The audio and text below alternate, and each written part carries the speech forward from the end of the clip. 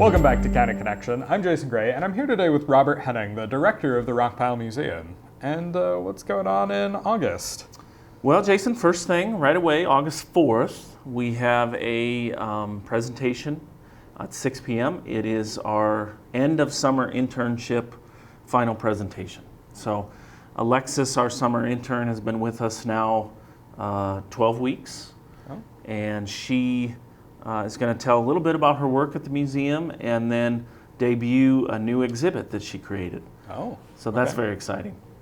She's been working hard on a geology exhibit, and so in our first kind of front room, our Kintz room, we are going to introduce visitors and residents to the geology of the Powder River Basin. So she's done a good job with that, and I'm excited for everybody to see it. All right. And can you tell us a little bit about some of the other exhibits you guys have running right now? Yes, we've got a great exhibit. It is Seth Eastman, Officer Artist Among the Dakota. It is going to be here for a little while yet, but if you haven't come and seen it, viewed it yet, enjoyed the artwork, please come in. It's engravings from the 1840s mostly, and Eastman was a military officer, and he worked with the Dakota people at Fort Snelling in Minnesota. And the Dakota people, well, the question is, why are we doing an exhibit about peoples in Minnesota, right? Well, the Dakota people were pushed then to the west and lived in the Dakotas, Wyoming, Montana, and Canada eventually. So they are, it's all part of this story of the American West and the push towards reservations. And so it's kind of gives a good idea of their culture and their way of life really before they were pushed out of their homelands, which is good to know and to understand. So yeah, come and see that. We have a virtual reality coal mining experience. I don't know if Stephen talked about that much last month or not, but it is VR goggles, and then you can go into a haul truck or a shovel and you can experience what it's like to be in the equipment and walk around the equipment. And it's been pretty popular. So if you've never done virtual reality, it's just fun. It's a little bit unbelievable that, you know, it's all around you and up and down. And so that's great as well. We have some upgrades to our barbershop exhibit, trapping. So trapping for furs. What else do we have that is new? Kind of an introduction to the Powder River Basin right when you come into the building. Like where are you geographically? Because that we want folks to understand just the basics before we get into more of the storytelling. Right. So there's more fossils out. So a lot of changes. And so if you haven't been in a while, I encourage you to come in and check out the museum. All right. And I see you've got some stuff from the gift shop today as well. Yes, more books. Books are our bestseller, and we did a restock from a few of our publishers. I don't think I've brought any of these before. So I'll just run through them quick. This is Dry Bone, A History of Fort Fetterman, Wyoming. And it is by Tom Lindmeyer. Tom is a friend of the museum and was up this past year to help us with our World War II program. But this is a good one if you're interested in central Wyoming history or military history and history of the forts in this region. Dude Ranching in Yellowstone Country. So dude ranching was quite an industry here in Wyoming for a long time.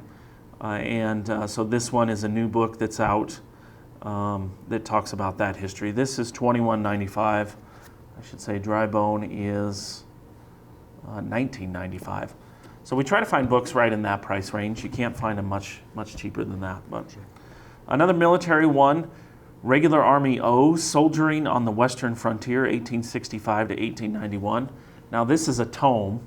That's a big one. But this is all about the enlisted men. Sure. You know, oftentimes we'll read this military history and we're reading about the generals and the the captains and the officers on the battlefield. This is about the life of the average enlisted man. Oh, You know, okay. what he went through, what equipment he had, what training they went through. And I've not read it. I'm excited to read it. It's a little bit more because it's, you know, I don't know how many pages, 700 some pages. It's equally as thick as the 3 books you have stacked next to it. It is. And maybe in true military fashion. It's probably thicker than it needs to be, but it's $32.95. So it's on my reading list. I'd like to read it. So check that out. Douglas McChristian wrote that with a foreword by Robert Utley. So 2 well-known historians. Another one, Alex Swan and the Swan Companies. The Swan Livestock Company was south of us in Natrona County and surrounding areas. So, and very well could have run cattle and sheep up into what is now Campbell County, because this was early, the open range period, before the great die-off of 1886-87. So open country at that point. So good Wyoming history. Black cowboys in the American West. Of course, we have an exhibit about black cowboys in Campbell County. So we picked this up. It's a fairly new book as well, $24.95. Black cowboys in the American West. And if you didn't know, about a third is estimated. A third of the cowboys across the American West were African American. So there's a story to tell there. And then one of my favorite authors, a friend of mine, Paul Hedren, After Custer. So Paul wrote about the Powder River Battle, which was the first in 1876, and then Rosebud, which was just a few days before Little Bighorn. Oh.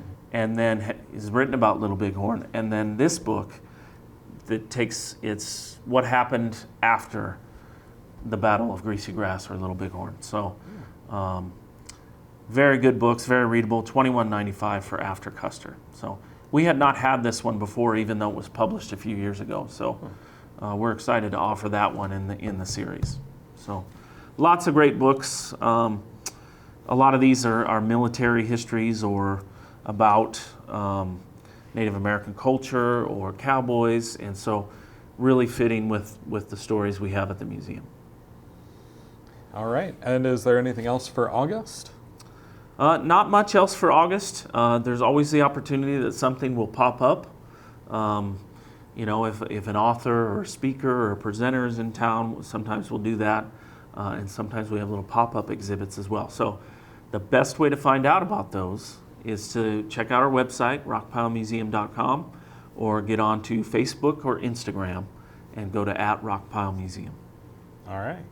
Well, thank you very much for coming. Thank you.